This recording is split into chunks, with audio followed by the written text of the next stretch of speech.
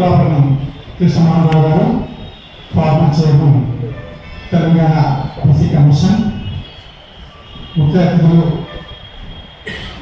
BS రాము గారు, first chairman of Telangana BC commission, మనందరికీ ఆప్తులు, అదేవిధంగా వేదికపై ఉన్న ఇతర మిత్రులందరూ, వేదిక ముందున్న అందరి మిత్రులకు నమస్కారాలు చెప్తూ, అదేవిధంగా మీడియా మిత్రులకు కూడా శుభాభినందనలు చెప్తూ, ఈరోజు మనం ఏర్పాటు చేస్తున్న సమావేశం ప్రధానంగా ఈ 75 సంవత్సరాల భారత రాజ్యాంగం పనిచేసే తీరు దృష్టిలో పెట్టుకొని మనం ఏ విధంగా 75 సంవత్సరాలుగా రాజకీయ అంతరాంతరంలో బీసీలు ఏ దిశలో ఉన్నారో అన్న అంశాన్ని, దానికి సంబంధించిన అన్ని సమస్యలను చర్చించుకోవడానికి, అదేవిధంగా ఈ సమస్య పరిష్కారానికి మార్గం ఏంటో అన్న విషయం కూడా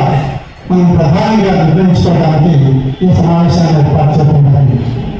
ఈ దేశంలో అనేక సమావేశాలు జరిగాయి, అనేక చర్చలు జరుగుతున్నాయి భారత రాజ్యాంగం పైన. పార్లమెంట్లో కూడా రీసెంట్గా చర్చ జరిగింది. భారత రాజ్యాంగం ఏంటి, భారత రాజ్యాంగం ఏం సూచిస్తుంది, భారత రాజ్యాంగం దేశాన్ని ఏ విధంగా నడిపిస్తుంది, భారత రాజ్యాంగం ఈ 75 సంవత్సరాల్లో ఏ సామాజిక వర్గాల ప్రజలకు, ఏ ప్రాంత, ఏ రాష్ట్ర, ఏ స్థాయిలో ఉన్న ప్రజలకు, అదేవిధంగా స్త్రీ పురుషులకు ఎలాంటి మేలు చేసింది. ఇంతకుముందే మనం పిఎంఓ గురించి చదువుతున్నాం. పిఎంఓ పైన ప్రమాణం చేసి వాగ్దానం చేశారు. రాజ్యాంగాన్ని ఈ దేశ ప్రజలు తమకు తాము ప్రకటించుకోవడం జరిగింది. అందులో ప్రధానంగా social justice, economic justice, political justice, equality of opportunities, ఈ ప్రధాన అంశాలు ఈ దేశంలో స్వాతంత్రం వచ్చిన తర్వాత, రాజ్యాంగం అయిన తర్వాత ఏ విధంగా ఈ లక్ష్యాలను ఈ దేశం సాధించడం జరిగింది అన్నదే ప్రధానంగా ఉద్దేశం. ఆధిపత్యంలోనే బీసీలు ఇంకా ఎందుకు రాజకీయ అంతరాంతరంలో మిగిలిపోయారు అన్న అంశాన్ని మనం చర్చించుకోవాల్సింది. ప్రధానంగా ఇక్కడ స్వాతంత్రం వచ్చిన తర్వాత ఎన్నో పోరాటాల తర్వాత మన స్వాతంత్రం వచ్చిందన్న విషయం మనకు అందరికీ తెలుసు. సమాజంలోని అన్ని సామాజిక వర్గాలు ఏదో ఒక స్థాయిలో స్వతంత్ర పోరాటంలో పాల్గొని ఈ దేశానికి స్వాతంత్రం రావాలని కలిగినారు. స్వాతంత్రం వచ్చినట్లయితే ఈ దేశంలో ప్రజాస్వామ్య ప్రభుత్వం ఏర్పడుతుంది. ప్రజాస్వామ్య ఫలాలు అందరికీ అందుతాయి.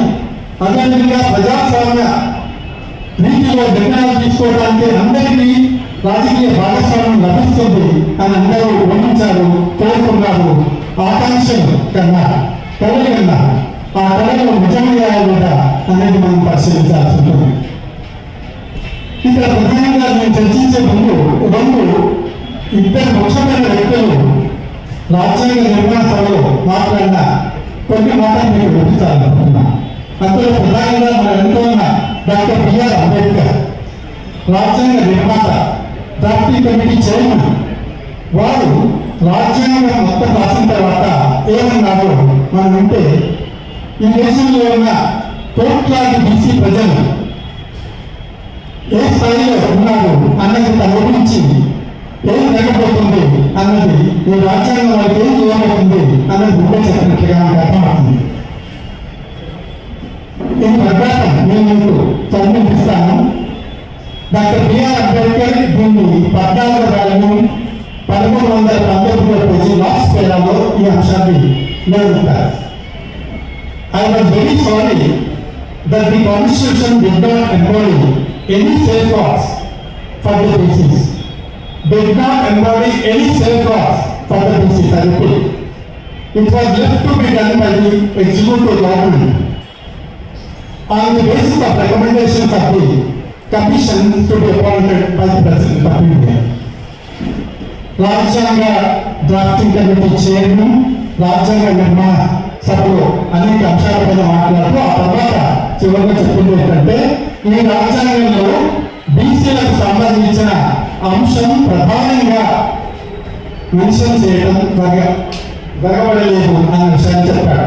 చెప్పడమే కాకుండా రాబోయే ప్రభుత్వాలు ఈ బీసీల గురించి పట్టించుకొని వాళ్ళ యొక్క బాగోగులు, వాళ్ళ శ్రేయస్సు, వాళ్ళ అధికారంలో పాల్గొనడానికి తీసుకోవాల్సిన చర్యల గురించి తప్పనిసరిగా వాళ్ళు నిర్ణయాల రూపకల్పన చేయాల్సి ఉంటుందిగా చెప్పుకుంటాయి. అంటే కాన్స్టిట్యూషన్ ఏమి చేయలేకపోయింది. ఆ తర్వాత రాబోయే ప్రభుత్వాలు బీసీల గురించి పట్టించుకోవాలని చెప్పారు.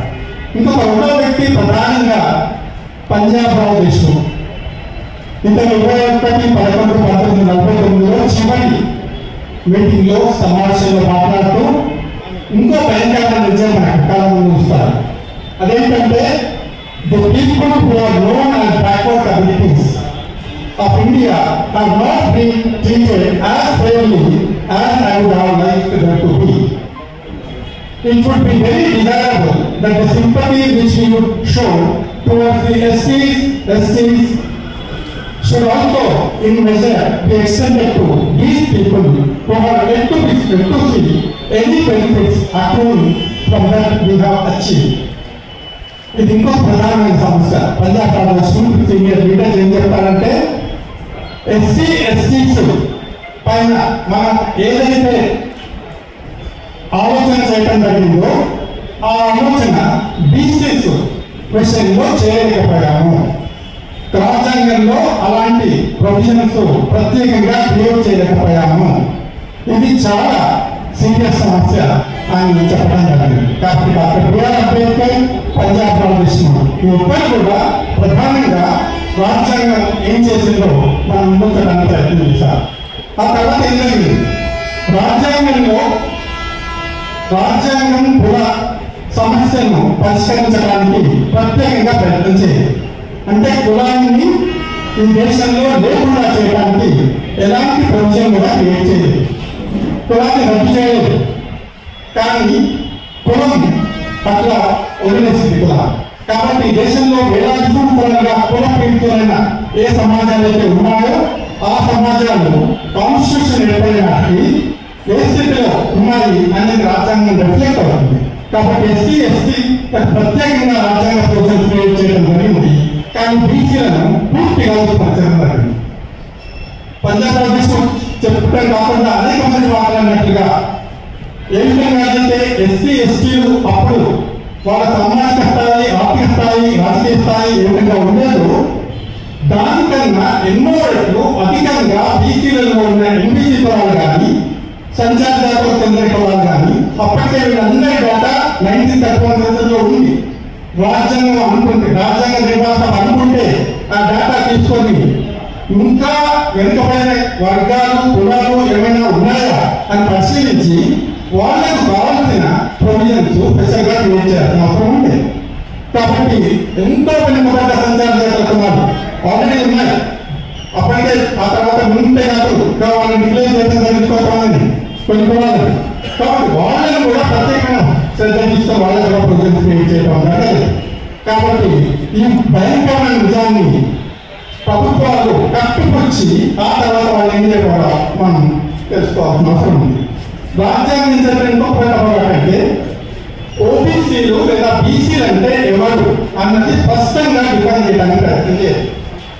స్పష్టంగా ఓబీసీలు ఎవరు, బీసీలు ఎవరు అనేది స్పష్టంగా డిఫైన్ చేయడానికి ప్రయత్నం చేయాలి. వాళ్ళు చేసిందల్లా socially and educationally backward classes ఓబీసీలుగా పెరుగుతాయి. అన్ని కులాలను, అన్ని వెనుకబడ్డ కులాలను ఒకే దాటి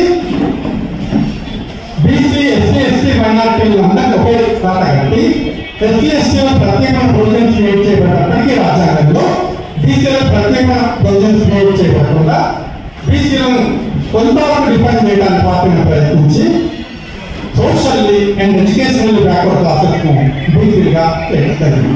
వాస్తవానికి రాజ్యాంగం రాకముందే, దేశానికి స్వాతంత్రం రాకముందే ఈ దేశంలో అంబేద్కర్, మహాత్మా జ్యోతిరావు ఫులే, సావిత్రిబాయి ఫులే ఇంకా అనేకులు చేసిన పోరాటాల వల్ల ఈ దేశంలో రిజర్వేషన్స్ కొన్ని స్థాయిలలో కొంతవరకు నాన్ బ్రాహ్మిన్స్ అమలు జరపడం అప్పటి జరిగింది. నాన్ బ్రాహ్మిన్స్ భాగంగా బీసీలు కూడా అక్కడక్కడ కొంతమంది బెనిఫిట్ అయ్యారు. అది కేవలం ఎడ్యుకేషన్ రిజర్వేషన్ కాకుండా ఎంప్లాయ్మెంట్ లో రిజర్వేషన్స్ కాకుండా పొలిటికల్ రిజర్వేషన్స్ కూడా స్వాతంత్రానికి ముందు ఈ సెక్షన్స్ రాష్ట్రాల్లో ఉండే విషయాన్ని కూడా మనం గుర్తించాలి. కానీ స్వాతంత్రం వచ్చిన తర్వాత, రాజ్యాంగం వచ్చిన తర్వాత ఈ ప్రొవిజన్స్ ఏమి రాజ్యాంగంలో పొందుపరచడం జరగలేదు.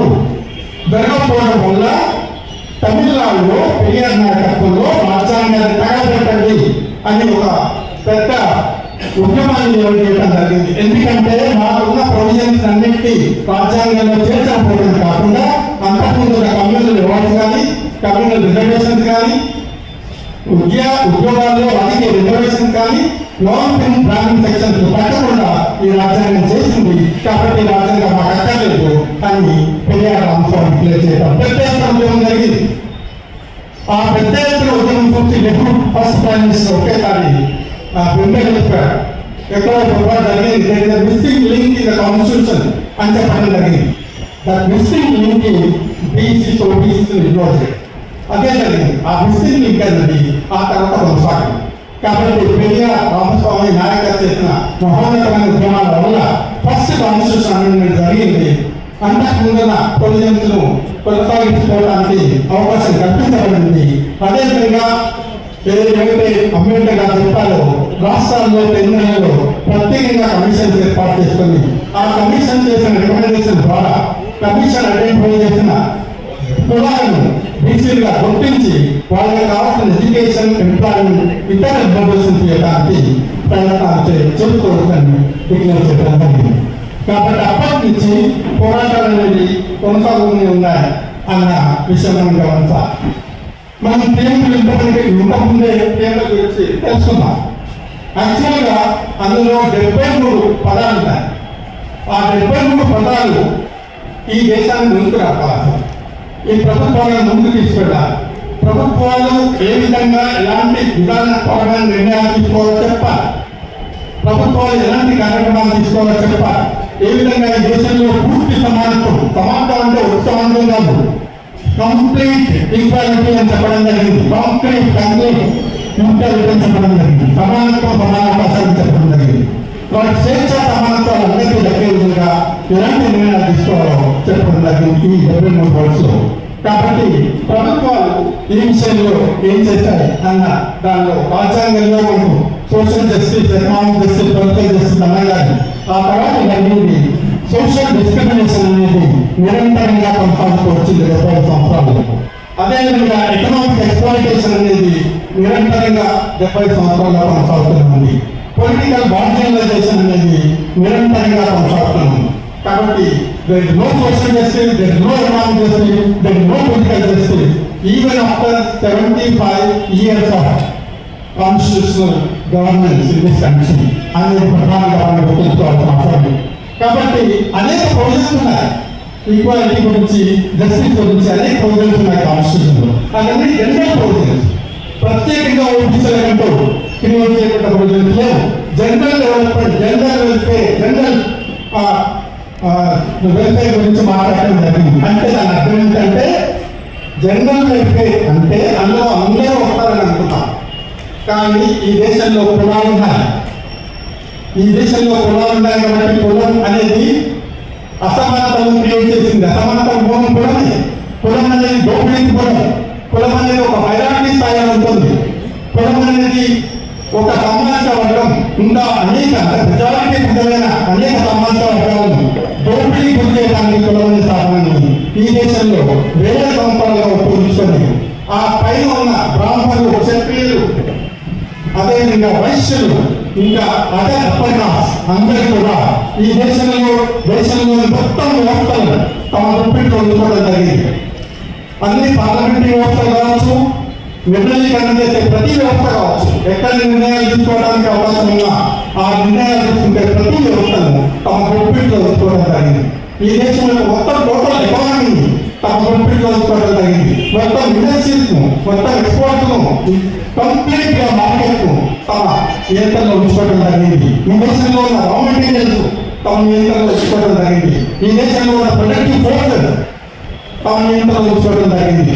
అదేవిధంగా ఈ దేశంలో ప్రొడక్టివ్ రిలేషన్స్, ఎక్స్ప్లాయిటేటివ్ రిలేషన్స్ గా నిరంతరంగా కొనసాగే ప్రయత్నాలు కూడా చేయడం జరిగింది. కాబట్టి రాజ్యాంగంలో జస్టిస్ అని పేర్కొన్నప్పటికీ కూడా ఆ తర్వాత వచ్చిన ప్రభుత్వాలు అంబేద్కర్ గారు చెప్పినట్టు వీళ్ళని ముందుకు తీసుకుపోయే ప్రయత్నం చేయకుండా ఇంకా మన సమాజాన్ని మొత్తాన్ని వెనక్కి వేలాది సంవత్సరాల వెనక్కి తీసుకోవడానికి ఇప్పుడున్న ప్రభుత్వాలు కేంద్రంలో ఎంత పకడ్బందీగా ప్రయత్నాలు చేస్తున్నారో మనం చూస్తున్నాం. కాబట్టి ప్రభుత్వాలు ఏదైతే తమ బాధ్యతను రాజ్యాంగంతో ఇచ్చిందో వాటిని అమలులోకి తీసుకురాకుండా ఆ రాజ్యాంగాన్ని తూర్పుపరిచే ప్రయత్నం చేశారు. అంబేద్కర్ గారు ఒక మాట అన్నారు, రాజ్యాంగంలో అనేక తప్పులున్నాయని ఎవరైనా చెప్తూ కావచ్చు, కానీ వాస్తవానికి రాజ్యాంగంలో తప్పు లేదు. ఎంతో శ్రమతో వచ్చి ఎంతో మంది చర్చించిన తర్వాత అనేక డేటా అనేది ముందు పెట్టిన తర్వాత ఈ కాన్స్టిట్యూషన్ రూపొందించడం జరిగింది. కాబట్టి రాజ్యాంగం ఒకవేళ ఫెయిల్ అయిందంటే రాబోయే ప్రభుత్వాలు దాన్ని ఫెయిల్ చేసినట్టు లేదా ఈ దేశ ప్రజలే ఆ రాజ్యాంగాన్ని ఫెయిల్ చేసినట్టు అనుకోవాల్సి ఉంటుంది.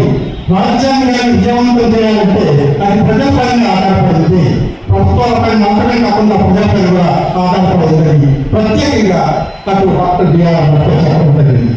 కాబట్టి ఈ నేపథ్యంలో నేను కొన్ని క్వశ్చన్స్ మేము ముందుంచడానికి ప్రయత్నం చేస్తాను. మాట్లాడే వాళ్ళు దయచేసి దానికి సమాధానం చెప్పడానికి ప్రయత్నం చేస్తే మంచిది. కొన్ని క్లారిఫికేషన్ కావాలి. రాజ్యాంగంలో బీసీలు అంటే ఎవరు, బీసీలు అంటే ఎవరు ఎలా డిఫరెంట్ పూర్తిగా చేయడం జరగలేదు.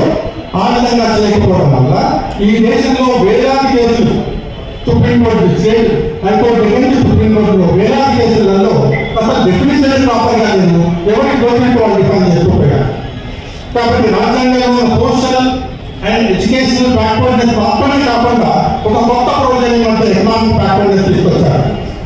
ఎకనామిక్ బ్యాక్వర్డ్నెస్ అనే అంశం కనుక ప్రధానంగా తీసుకున్నట్లయితే వాళ్ళు రాజ్యాంగానికి తూర్పు వచ్చినట్టే ఖచ్చితంగా చెప్పాలి. ఎకనామిక్ బ్యాక్వర్డ్నెస్ ఆధారంగా అప్పర్ కాస్ట్ మాత్రమే ఇంకో ప్రొవిజన్ క్రియేట్ చేసి ఈ దేశాన్ని ఏ విధంగా రాజ్యాంగానికి లక్ష్యాలకు భిన్నంగా ఇప్పుడు ప్రభుత్వాలు ప్రయత్నం చేశారు వాళ్ళు చేసుకోవచ్చు. కాబట్టి రాజ్యాంగాన్ని ఇప్పటికైనా బీసీలు ఓబీసీలు అంటే ఎవరైనా స్పష్టంగా డిఫైన్ చేసినట్లయితే వారికి కావాల్సిన సదుపాయాలు కల్పించడానికి ప్రధానంగా ఇంతకాలం 70 సంవత్సరాలుగా నిర్ణయకరణలో భాగస్వామ్యం లేని వర్గాలు ఇంతవరకు పంచాయతీ మొదలు కూడా చూడండి, అనేక వేలాది కులాలు దేశంలో ఉన్నాయి. వార్డు మెంబర్ కూడా కాని కులాలు, సర్పంచులు కాని కులాలు, అదేవిధంగా అప్పంజేలో కూడా వేలాది కులాలు ఉన్నాయి. అదేవిధంగా అసెంబ్లీ పార్లమెంట్లో కూడా వేలాది కులాలు ఉన్నాయి. కాబట్టి మీకు చిన్న ఎగ్జాంపుల్ ఏంటంటే రాజ్యసభలో రిజర్వేషన్స్ లేవు, కౌన్సిల్స్ లో రిజర్వేషన్ లేవు. అక్కడ ఎవరున్నారు చూస్తే మీకు తెలుసు. రిజర్వేషన్ ఇచ్చిన కేటగిరీ కూడా ఎస్సీ ఎస్టీలకు కూడా అందులో రిప్రజెంటేషన్ లేకపోవడం, నామినేట్ పదవుల్లో రిజర్వేషన్స్ లేవు. కాబట్టి అందులో కూడా ప్రధానంగా ఈ వర్గాల వారికి అవకాశం కల్పించకపోవడం అనేది చూస్తున్నామా. కాబట్టి ఎక్కడైతే దేశంలో ఉన్న అనేక బోర్డులు, అనేక కార్పొరేషన్లు, అనేక లక్షలాది నామినేట్ పదవులు అక్కడ రిజర్వేషన్ లేవు. కాబట్టి రిజర్వేషన్ ఉన్న వాళ్ళకు కూడా అందులో స్థానం కల్పించడం జరగలేదు. ఇక రిజర్వేషన్ లేని మనకు అసలే స్థానం కల్పించబడే అవకాశాలు లేవు. నాట్ ఈవెన్ 1% కూడా రిప్రజెంటేషన్ లేదనే విషయాన్ని మనం గమనించాలి. 75 సంవత్సరాల తర్వాత ఈ దేశ ప్రభుత్వాలు, ఈ దేశ రాజకీయ పార్టీలు సిగ్గుతో కలంచుకోవాలి. స్టేజ్ పైన అనేక ఉపన్యాసాలు ఇస్తారు, దేశం వెలిగిపోతుందని, సబ్కా సాత్ సబ్కా వికాస్ అని ఇంకా ఎంతో ప్రోగ్రామ్స్ ఇస్తారు. కానీ ఏం జరుగుతుంది అసలు దేశంలో, ఎక్కడ సమానంగా ఉంది అన్నది కంప్లీట్ గా కనీసం డేటా తెలుసుకోవడానికి కూడా ప్రభుత్వం ప్రయత్నం చేయలేదు. ప్లానింగ్ కమిషన్ 2000 దేశంలో పనిచేసింది. ప్లానింగ్ కమిషన్ ఏం చెప్పింది, 11 5 ప్లాన్ లో ఈ దేశంలో రాష్ట్రాల వారి, ప్రాంతాల వారి, కులాల వారి సమాచారం లేకపోవడం వల్ల మేము ఓబీసీలకు 11 పంచవర్ష ప్రణాళికల తర్వాత కూడా మేము వాళ్ళకి సంబంధించిన విధానాలను, కార్యక్రమాలను రూపొందించలేకపోవడం సేమ్ అది పార్టీ గవర్నమెంట్. ఎందుకంటే ప్రజల నుంచి వాళ్ళు మాట్లాడే లీడర్లు ఉన్నారు. అసలు డేటా లేకుండా పాలసీస్ ఎట్లా వాళ్ళు చేస్తారు, డేటా లేకుండా కార్యక్రమాలు వాళ్ళు చేస్తారు. అదే జరిగింది దేశంలో. ఇప్పటికీ డేటా కళ్ళ ముందు ఉండటానికి, సమాజం ఉండటానికి కేంద్ర ప్రభుత్వం ఆధ్వర్యంలో నడుస్తున్న బీజేపీ, ఆర్ఎస్ఎస్ అపోజ్ చేస్తుంది. విశ్వపోతే మనకి సంబంధించిన డేటా మనకి ఇవ్వకుండా మనల్ని డాక్లో ఉంచడానికి, ఈ సమాజాన్ని డాక్లో ఉంచడానికి చేస్తున్న ప్రయత్నాలు కేంద్ర ప్రభుత్వం చేస్తుంది, బీజేపీ చేస్తుంది, ఆర్ఎస్ఎస్ చేస్తుంది. కానీ మనం అపోజ్ చేయాల్సిన అవసరం. ఫస్ట్ లక్షల కోట్ల బడ్జెట్ పెరుగుతున్నారు. 6,600,000 కోట్ల బడ్జెట్ మరి 6 లక్షల కోట్లు ఏ డేటా ప్రకారం ఏ అభివృద్ధి కార్యక్రమం చేసింది? కొన్ని ఈడబ్ల్యూఎస్ రిజర్వేషన్ చేయడానికి ఏ డేటా బేస్ చేసుకొని అగ్రకులాలలో ఉన్న పేర్లను గుర్తించింది? No data. కాబట్టి వాళ్ళు ఏదనుకుంటారు, ఈ దేశాన్ని వేలాది సంవత్సరాలుగా ఏదైతే ఆత్మహత్యలు అన్ని వ్యవస్థలు రూపించుకొని వాళ్ళ చేసిన మాత్రమే మొత్తం రాజ్యాంగం ప్రవర్తిస్తున్నారు, విధానాలు సంపర్కంగా చేస్తున్నారు, కార్యక్రమాలు సంపర్కంగా చేస్తున్నారు, వ్యవస్థను తన వర్గంగా సృష్టించుకొని పనిచేసేది చేస్తున్నారు. మొత్తం బ్యూరోక్రసీ కంట్రోల్ ఉంచుకోవడానికి ప్రయత్నం చేస్తుంది. బ్యూరోక్రసీ అసలు నీటిని పనిచేయాలని ఈ దేశంలో. ఎందుకంటే ఆధిపత్య వాళ్ళు చెప్పినట్టే బ్యూరోక్రసీ పనిచేయాలి. ఐఏఎస్, ఐపీఎస్ తొందర అట్లాంటి వ్యవస్థను క్రియేట్ చేసి ఈ దేశాన్ని ఒక కరెక్ట్ వ్యవస్థ క్రియేట్ చేసిన పరిస్థితులు మనకి ఈ దేశంలో అంటే రాజ్యాంగాన్ని ఎప్పుడైతే ఎవరైతే ఫాలో కావో ఇలాంటి వ్యవస్థని క్రియేట్ చేసింది భారతదేశంలో. అదే జరిగింది కొనసాగుతారు. జవహర్లాల్ నెహ్రూ ఓబీసీ అన్న పదం ఫస్ట్ ఆబ్జెక్టివ్ రెజల్యూషన్స్ లో మాట్లాడారు. ఆబ్జెక్టివ్ రెజల్యూషన్స్ 1942లో మాట్లాడినప్పటికీ మరి రాజ్యాంగంలో ఓబీసీ అన్న పదం తీసుకురావడానికి ప్రయత్నం చేయకుండా socially and economic backward class కాబట్టి ప్రొవిజన్స్ ఆ తర్వాత క్రియేట్ చేసుకోలేరు. దాని తర్వాత ఏం జరిగింది, ఇక్కడ స్టేట్ లెవెల్లో పనిచేసిన 2 బీసీ కమిషనర్స్ చేయకున్నారు. వాళ్ళ అనుభవం మనకు చెప్తే కమిషన్ చేసిన రికమెండేషన్స్ ప్రభుత్వాలు టోటల్ గా అంగీకరిస్తాయా లేదా అనేది మనకు తెలుసుకోవచ్చు. ఇది ఇంకా కేంద్ర స్థాయిలో ఉండే అనేక కమిషన్లు చేసిన అనేక రికమెండేషన్స్ 1% కూడా అమల్లోకి తీసుకురాలేదు. ఏం చెప్పారు, అంబేద్కర్ గారు ఏం చెప్పారు, ఆర్టికల్ 3 పార్టీ ప్రకారం మీరు రాష్ట్ర స్థాయిలో కేంద్ర స్థాయిలో కమిషన్ వేసుకొని టీచర్లకు సంబంధించిన కమిషన్ వేసుకొని కులాలను గుర్తించి ఆ కులాలకు కావాల్సిన విధాన రూపకల్పన చేసి అభివృద్ధి కార్యక్రమం చేసి ఆ అభివృద్ధి ఫలాలు స్వతంత్ర ఫలాలు వాళ్ళందరికీ అందరికీ చేయాలని చెప్పారు అంబేద్కర్. కానీ జరిగింది ఏంటి, first OBC commission academic commission ఈ ప్రొవిజన్ క్రియేట్ చేసిన 3 సంవత్సరాల తర్వాత కమిషన్ వేశారు.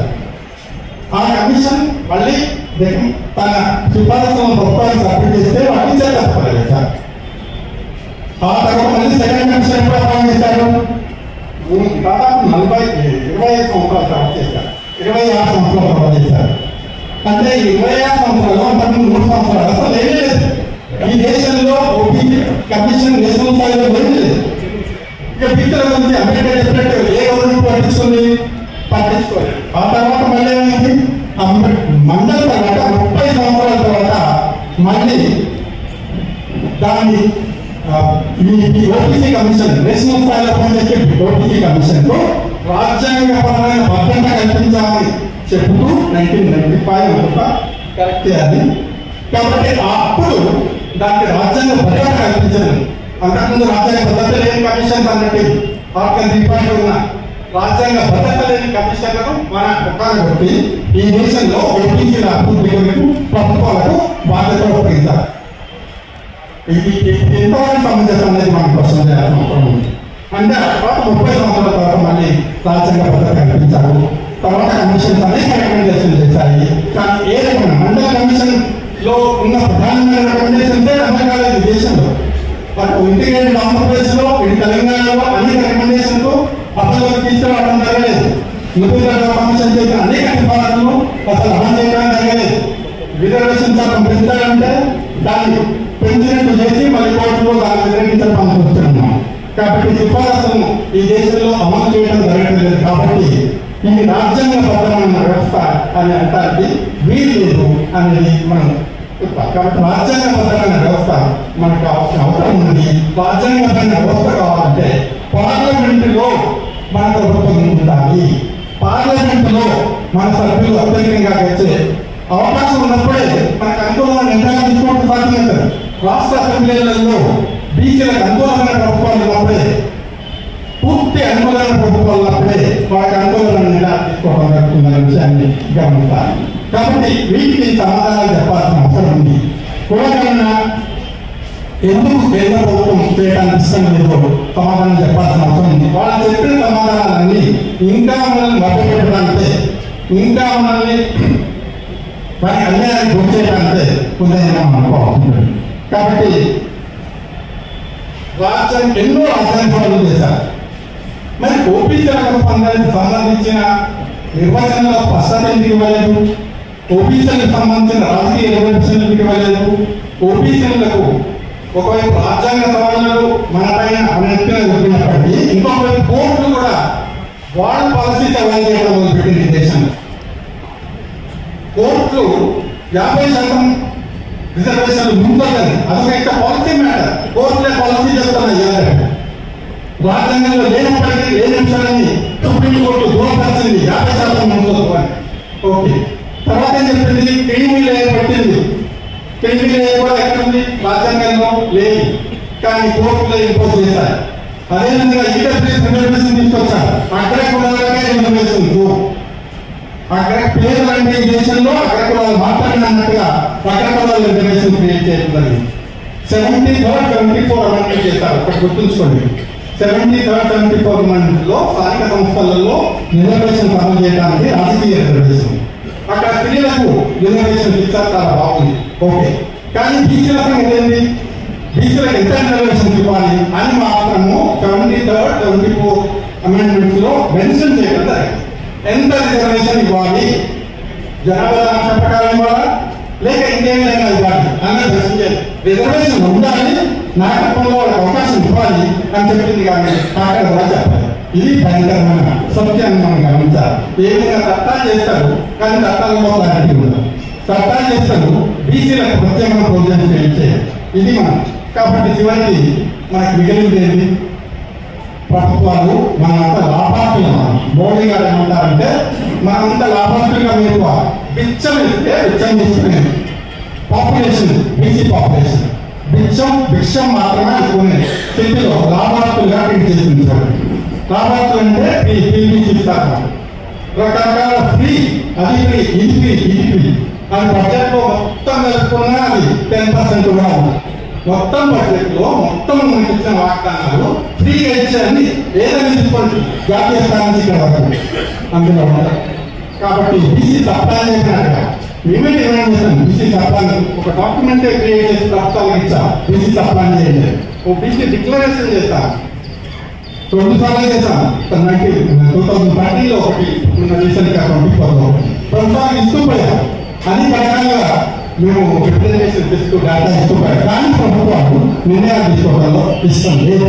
కాబట్టి ఈ చిన్న చిన్న మనకు గొర్రెల పంపిణీ, బర్రెల పంపిణీలు, చేపపిల్లల పంపిణీలు, వృద్ధులు చేస్తున్న బతకండి, మీకు తగ్గొద్దు, మీకు వైద్యం వద్దు, మీకు గవర్నమెంట్ ఈ విధమైన చర్యలు తీసుకోవాలి. అందరికీ ఎడ్యుకేషన్ ఇవ్వాలని రైతు ఎడ్యుకేషన్ ఆప్షన్స్లో ఉన్న ప్రభుత్వాలు ఎందుకు ఇంప్లిమెంట్ చేయడం లేదు?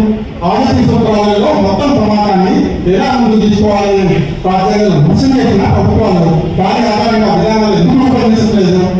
వీటన్నింటి యొక్క మనం ఈ కుట్రను పఠనం చేయాల్సిన అవసరం 75 సంవత్సరాల తర్వాతనైనా మనం ఆలోచించాల్సిన అవసరం ఉంది. ఇది రాజ్యాంగం పేరైందంటే మన ద్వారా బీసీలకు హక్కులు అనుభవాలకు రావట్లేదంటే మన ద్వారా పేరైంది. మనం అసెప్ట్ చేసుకోవాలి. మెజారిటీ ఉంటే ఇలా సంఖ్యాపరంగా 60% చెప్పుకుంటే ఇలా ఈ 60%లో 10% కూడా ఉండలేదు కాదా? 10% కూడా ఒకటిగా రాలేదా? 10% పిల్లలు అడ్డియండి ఇవ్వండి అంటే బదులు 10% ఆ 20% పిల్లలు ఓట్లు మన ఓట్లు మనమే తీసుకుంటాం, మనకు రాజకీయ వ్యవస్థ క్రియేట్ చేసుకోవాలి కదా? ఇలాంటి ప్రశ్నలు కాబట్టి ఈ సమావేశంలో అందరూ కలిసి చర్చిస్తారని అనుకుంటున్నాను. కాబట్టి ఈ అవకాశం నాకు ఇచ్చినందుకు డాక్టర్ ఒట్ల వెంకటేశ్వర